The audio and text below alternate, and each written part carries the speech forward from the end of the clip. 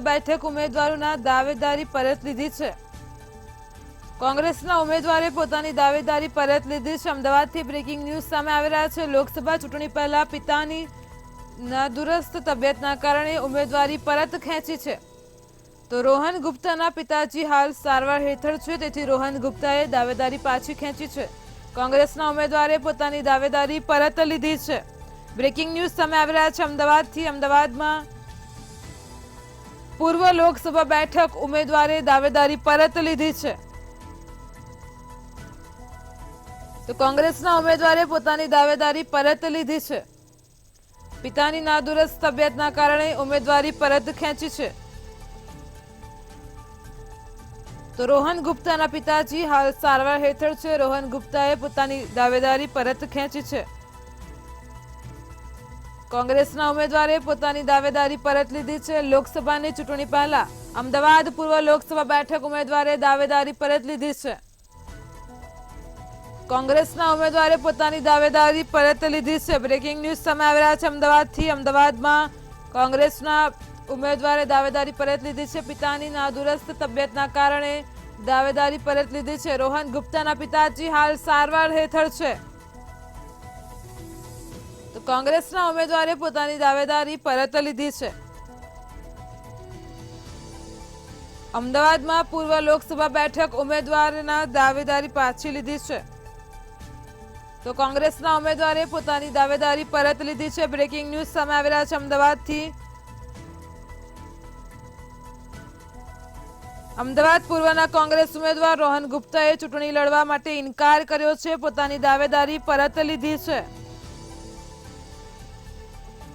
પિતાજીની તબિયત નાદુરસ્ત હોવાથી હાલ તેઓ સારવાર હેઠળ છે, તેથી કોંગ્રેસના ઉમેદવારે પોતાની દાવેદારી પરત લીધી છે। અમદાવાદ પૂર્વ લોકસભા બેઠકના ઉમેદવારે દાવેદારી પરત લીધી છે।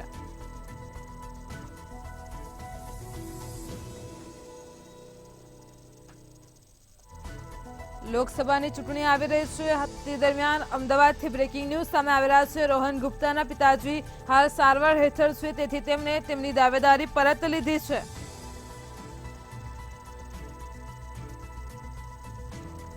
તો કોંગ્રેસના ઉમેદવારે પોતાની દાવેદારી પરત લીધી છે। અમદાવાદ પૂર્વ લોકસભા બેઠકના ઉમેદવારે દાવેદારી પરત લીધી છે। અમદાવાદ પૂર્વના કોંગ્રેસ ઉમેદવાર રોહન ગુપ્તાએ ચૂંટણી લડવા માટે ઇનકાર કર્યો છે। તો અમદાવાદમાં કોંગ્રેસના ઉમેદવારે પોતાની દાવેદારી પરત લીધી છે।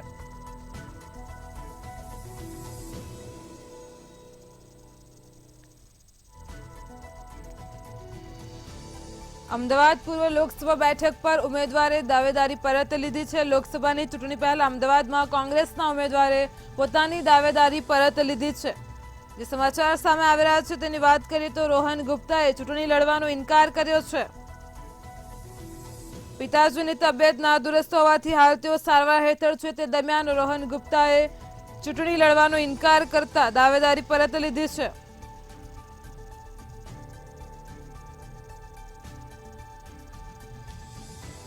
અમદાવાદ પૂર્વ લોકસભા બેઠકના ઉમેદવારે દાવેદારી પરત લીધી છે। બ્રેકિંગ ન્યૂઝ સામે આવી રહ્યા છે અમદાવાદથી। કોંગ્રેસના ઉમેદવારે પોતાની દાવેદારી પરત ખેંચી છે।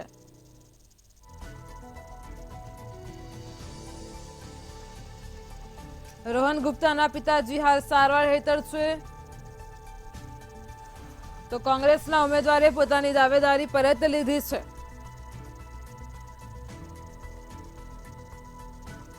અમદાવાદ પૂર્વ લોકસભા બેઠકના ઉમેદવારે દાવેદારી પરત લીધી છે। અમદાવાદથી બ્રેકિંગ ન્યૂઝ સામે આવી રહ્યા છે। કોંગ્રેસના ઉમેદવાર રોહન ગુપ્તાએ દાવેદારી પરત લીધી છે। તો પિતાની નાદુરસ્ત તબિયતના કારણે તેમને ઉમેદવારી પરત ખેંચી હોવાનું સામે આવી રહ્યું છે।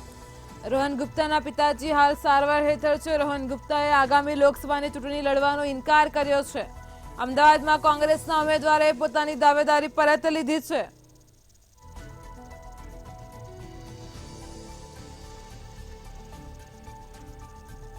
તો અમદાવાદથી બ્રેકિંગ ન્યૂઝ સામે આવી રહ્યા છે। કોંગ્રેસના ઉમેદવારે દાવેદારી પરત લીધી છે। પિતાજીની તબિયત નાદુરસ્ત હોવાથી તેમને દાવેદારી પરત ખેંચી છે। જે બ્રેકિંગ ન્યૂઝ સામે આવી રહ્યા છે અમદાવાદ પૂર્વ ધારાસભ્ય રોહન ગુપ્તાના પિતાજી હાલ સારવાર હેઠળ છે। તો કોંગ્રેસના ઉમેદવારે પોતાની દાવેદારી પરત લીધી છે। બ્રેકિંગ ન્યૂઝ સામે આવી રહ્યા છે અમદાવાદથી।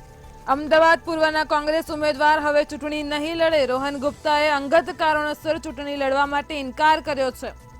તો લોકસભા ચૂંટણી 2024ને લઈને કોંગ્રેસ દ્વારા 12 માર્ચના ગુજરાતના 7 ઉમેદવારોની યાદી જાહેર કરી હતી। તેમાંથી એક નામ રોહન ગુપ્તાનું પણ હતું।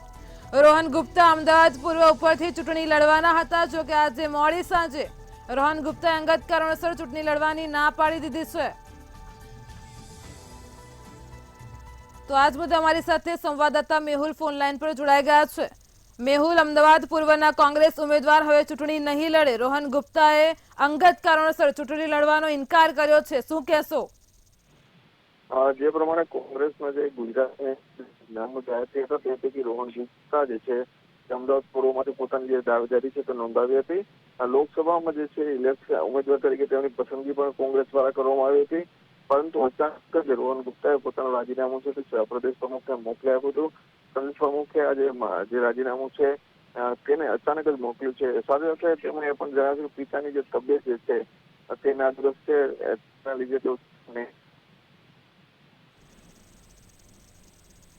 પહોંચ્યા હતા અને પોતાનું જે રાજીનામું છે તે પણ રજૂ કર્યું હતું અને સાથે જ જે પોતાની જે આપવીતી છે તે પણ મીડિયા સમક્ષ રજૂ કરી હતી। તેમાં તેવું કહ્યું કે દિવસો હોવાને કારણે તેઓ આ નિર્ણય લીધો છે।